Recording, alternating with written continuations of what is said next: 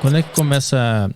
Não é quando começa... Eu gosto daqueles de paradoxos e tal, essas coisas que não fecham uma coisa na outra. Quando é que, na história, qual foi o primeiro paradoxo? Não sei se é essa a pergunta, mas quando foi a primeira fase que deu uma esbarrada ali na lógica, que criou-se um conflito ali que as pessoas não conseguiam desenvolver a partir dali? Então, em termos de paradoxos insolúveis, eu como um realista lógico, né, é minha obrigação não acreditar, né, digamos assim. Não é que é minha obrigação não acreditar, mas por não acreditar eu sou um realista lógico, né? Ao contrário.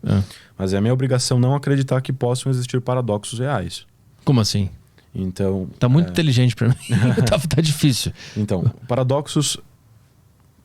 Veja, o paradoxo ele pode ser realmente um paradoxo real, uma coisa que existe na realidade, né?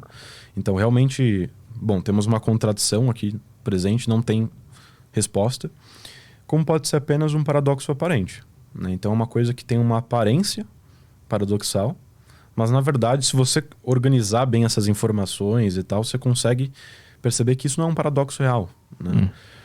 Então, você tem, por exemplo... O paradoxo do navio de Teseu, foi um dos primeiros paradoxos, não sei se você conhece. Não. Ele diz... Ele pergunta ali se...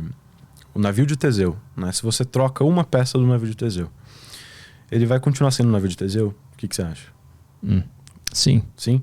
Se você troca 99% das peças, ainda é o navio de Teseu? Você acha que é? Eu não sei. Você troca todas as peças? Acho que não. Então esse é um mas como espécie de paradoxo. Mas como é que resolveram isso na época ou não resolveram? Então, isso é uma questão que diz muito respeito à metafísica, né? Então, são questões bem técnicas, assim, né?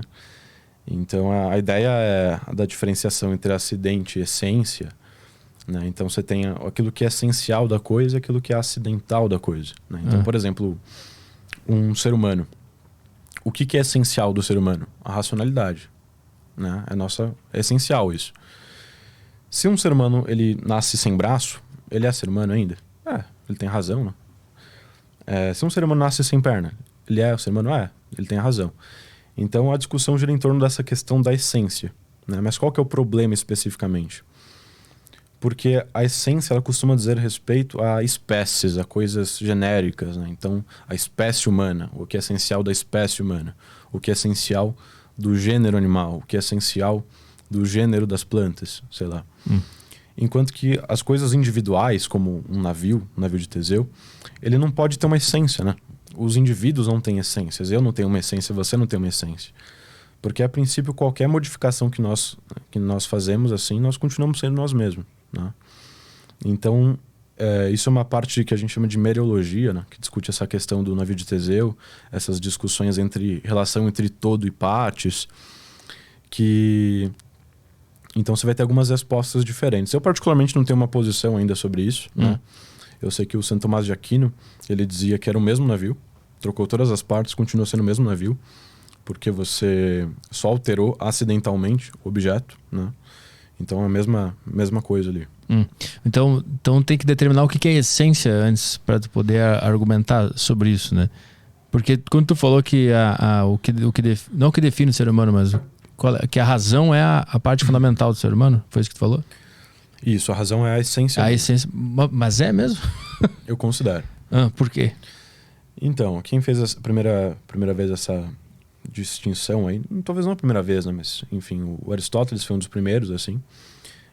Ele foi um grande taxonomista, né? O Aristóteles. Então, que isso? Taxonomista é o responsável por organizar, né? Então, você tem a taxonomia na biologia. Então, a divisão das plantas, né? Essa planta. O que diferencia essa planta dessa? Um biólogo vai saber diferir, né? Tá, entendi. Então, esse é um taxonomista. Então, ele foi responsável por dividir muito bem as coisas. Então, ele buscava a essência específica das coisas para determinar se a coisa era pertencente a uma espécie ou não. No caso do humano, ele percebeu que era a razão, né? Que é a única coisa que nós temos e mais nada tem. E se nós não tivéssemos, nós não seríamos... Se um indivíduo humano não tivesse, ele não seria humano.